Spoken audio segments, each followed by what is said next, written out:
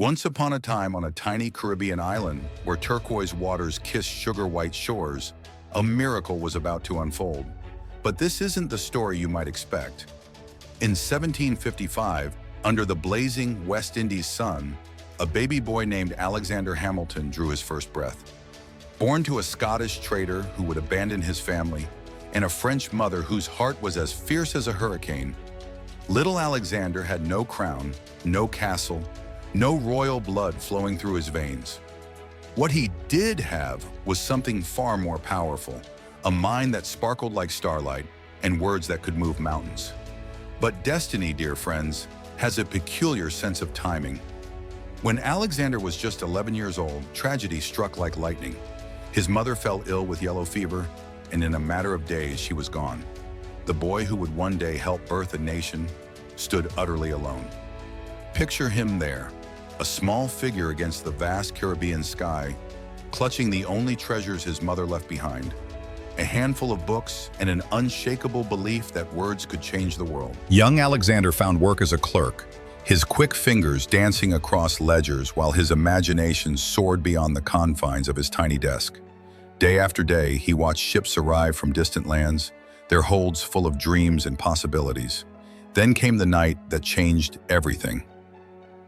August 31st, 1772, the wind began to whisper, then howl, then scream with the fury of nature unleashed. A hurricane, more devastating than any in living memory, tore across the island like an angry giant. While others cowered in terror, young Alexander stood at his window, watching in awe as palm trees bent like dancers, and the very air seemed to catch fire with lightning. And in that moment of chaos and beauty, he picked up his pen. What poured from his quill that night wasn't just a letter. It was poetry, disguised as prose, painting pictures so vivid you could taste the salt spray and feel the earth tremble beneath your feet. When that letter appeared in the local newspaper, something extraordinary happened. Wealthy merchants and church leaders read those words and gasped. Who was this boy? How could someone so young write with the power of Shakespeare himself? Can you imagine? A penniless boy from a forgotten island, crossing treacherous ocean waters, carrying nothing but his dreams and a burning conviction that he was meant for something greater. But America, in 1772, was no fairy tale kingdom. Revolution was brewing, and young Alexander was about to discover that sometimes the greatest adventures begin with the smallest choices. At King's College in New York, Alexander Hamilton wasn't just studying, he was thriving. While others struggled, he devoured books on economics and philosophy. At just 18, he gave a fiery speech on independence that moved grown men to tears. From artillery captain to Washington's right-hand man, from lawyer to architect of America's economy, his pen became his sword. In candlelit rooms, he joined Madison and Jay to write the Federalist Papers. Of the 85 essays that shaped the Constitution, 51 were Hamilton's.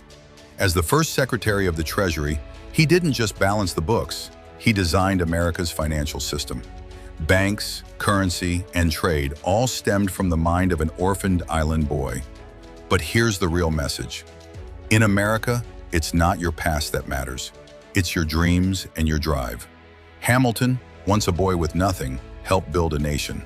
So when life feels overwhelming, remember him. He turned tragedy into triumph and proved that words and willpower can change the world. Every great nation needs its dreamers, and sometimes the greatest dreamers begin with nothing.